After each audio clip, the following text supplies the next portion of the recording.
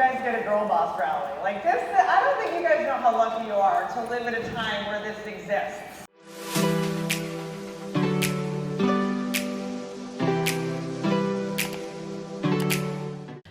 Fam. So I'm on my way to the airport this evening. I'm going to LA for the Girlboss Rally, and I thought I'd take you guys with me and practice this whole vlogging thing. I'm not that great at it yet, so bear with me and we'll go on this journey together. Let's go!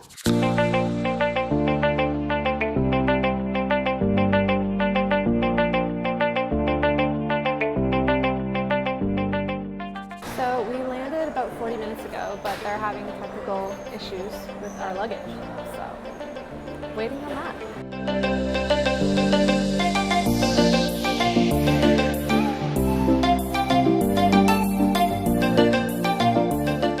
Finally here! Oh my god, that took 6,000 years. It is about 2 a.m. my time, which is like 10:42 here. Finally in my hotel. It's really nice in here, and the guy that checked me in was so sweet, so shout out to the W. And yeah, I'm going to sleep, but I'll see you guys tomorrow. Morning, guys! So I'm finally up and off to the Girlboss Rally. I'm running on like 5 hours of sleep and I am super jet lagged, but I'm excited for this day. My hotel has also been absolutely incredible. The staff is amazing. The location is great. It's gorgeous. My room has a doorbell. Like, what? I've never been to a hotel before where my room has a doorbell. We are gonna head to UCLA campus. I'm excited to see it, and let's go.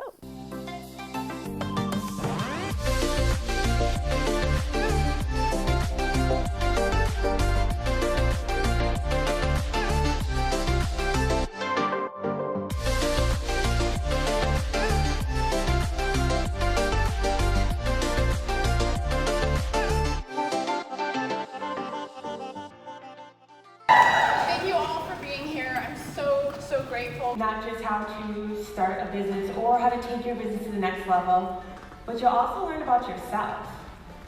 Take a look around you right now. You're in a room of 2,000 people that are excited to watch you win. I'm excited to be here, honored and feeling so blessed to be in your presence. They can keep their lies, for I have just gotten started. I feel as though I just left the womb. My 20s are the warm-up for what I'm really about to do. Leave the job you hate, take your friggin' hand off my leg money, it's build your business money, it's change your life money, it's beach house money. This is life-changing. And so what I can work on is this gender investing gap and working to close that.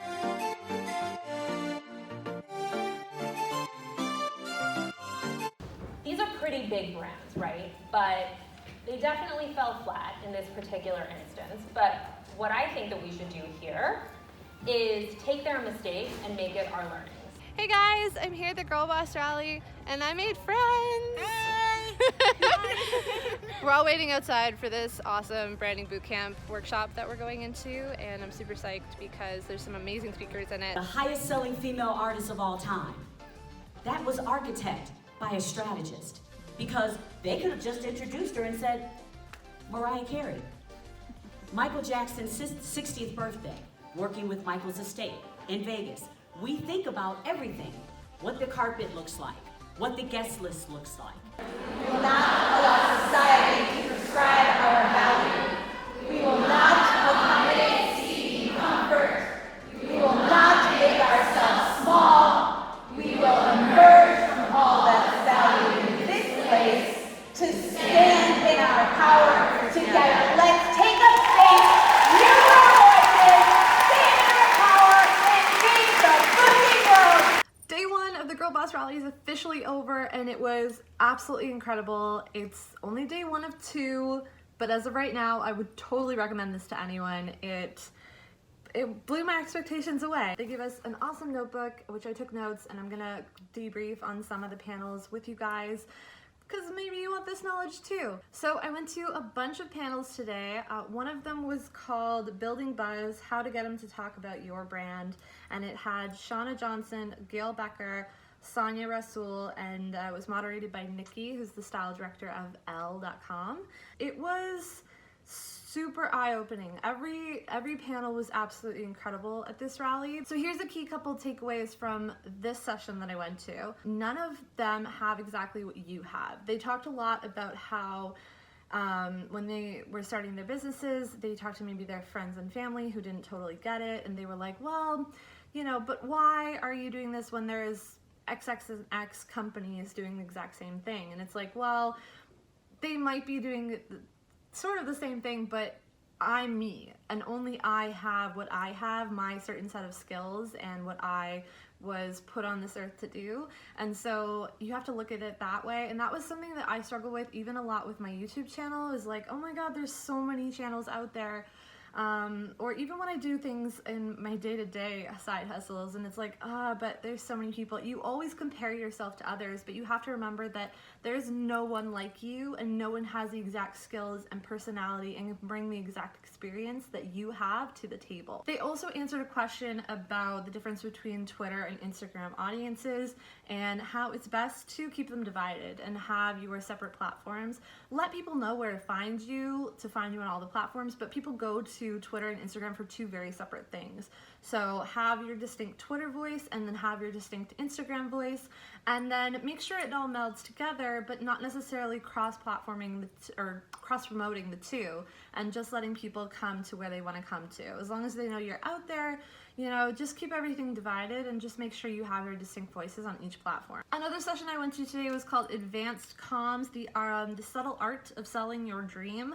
So this one was with Marvit Brito, Karen Civil, who I didn't know before this, but she is absolutely incredible. She blew my mind, and she's one of my favorite people on the face of the planet right now.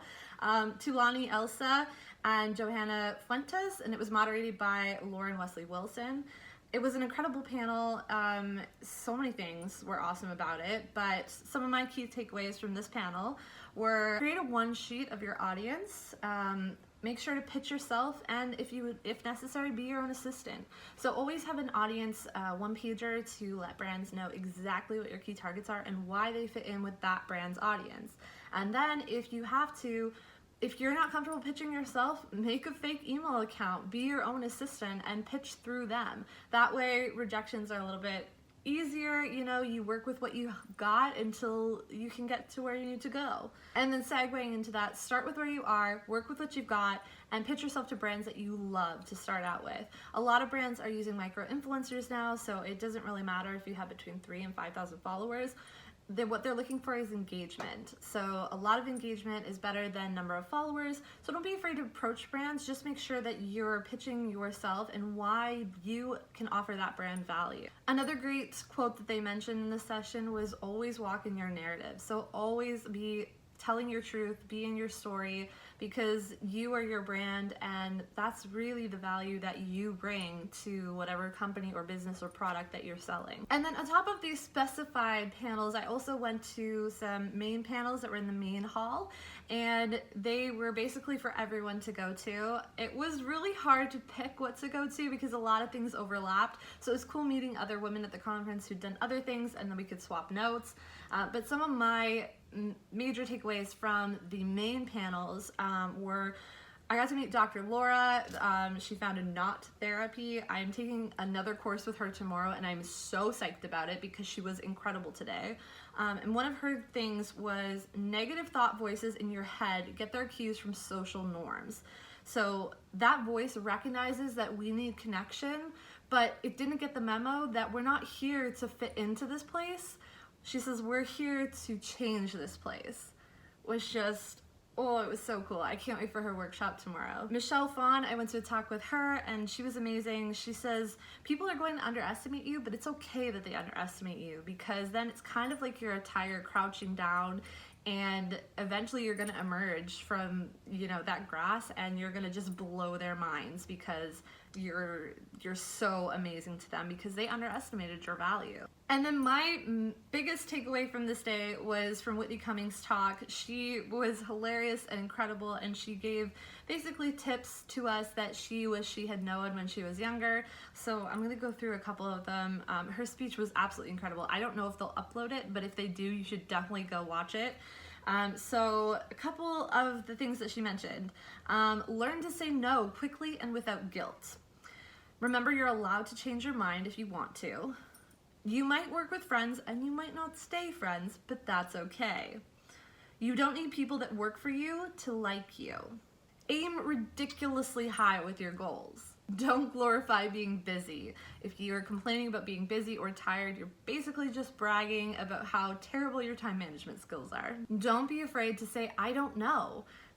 People don't expect you to know everything, and if they did, that would be super weird. We would all be Sheldon Cooper, basically. So always say you don't know, because that will gain you trust with other people as well. When they see that you say, hey, I don't know this thing, or hey, could you rephrase this because I didn't get it? Then they know that when you do know something and you're speaking up, you're not bullshitting them. You know what you're talking about. Be economical with your words. She said that she believes no email should be longer than 3 sentences. I'm not sure I would go that far, but it was really eye-opening to think about that too, because she said a lot of the time when we talk too much, we're just doing it to like appease our guilt, make someone feel comfortable, apologize for something. You know, we're always bringing in emotions into something and trying to please other people, where we could really just say this so simply and that would be that. Support female businesses. It takes 2 minutes for you to Google a product you want and buy from a woman or a person of color, as opposed to a white guy who's running a massive company. So look into doing more of that. And the biggest thing she said that really stuck with me was, don't apologize if you have done nothing wrong. I don't know why, but that one just blew my mind, because I'm always apologizing for things. So that was day 1 of my Girlboss conference. It was honestly so great. I can't say enough about it. I'm can't speak. I'm super excited for day 2 tomorrow. I'm very jet lagged. I wish I'd gone to the cocktail party, but it's like 9:30 p.m. for me, and I got like 5 hours of sleep yesterday, so I'm going to sleep. But it's been an incredible day. One of my main goals today was to meet Shauna Johnson, who works at Netflix, and I did meet her, and she was so amazing, and we connected, and that was just probably the highlight of my trip so far. I'm really happy that I got to accomplish that, and that this conference allowed me to meet her and other amazing women. So I'm excited to see what day 2 brings tomorrow.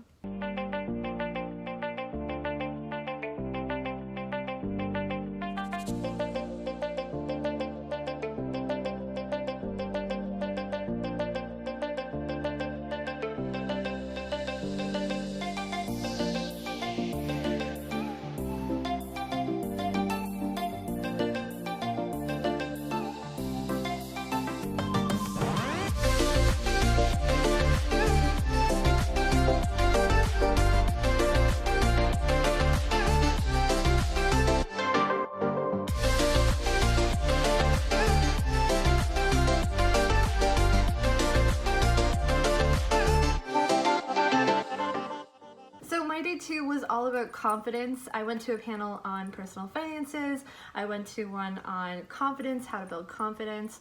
I went to one on personal branding and how to own your personal brand story. And then I went to Indeed, and they helped me with my resume and how to use their website to gain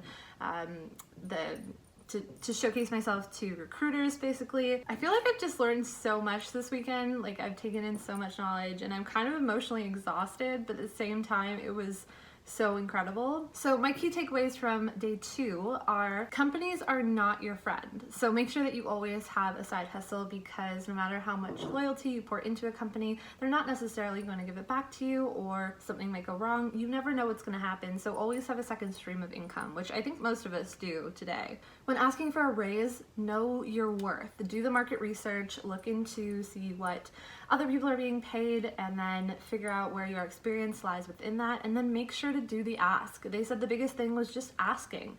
Maybe it's not necessarily a raise, maybe it's a coffee stipend or a couple days off. There's always something that you can ask for, but if you don't do the ask, then they're not necessarily going to do it. There are a couple CEOs on that stage and they said, you know, I would totally do it, but I'm not going to offer it up for free. But if the person asks for it and shows me their worth, then of course they're going to invest in you. And another thing they said when asking for a raise, we put together a presentation.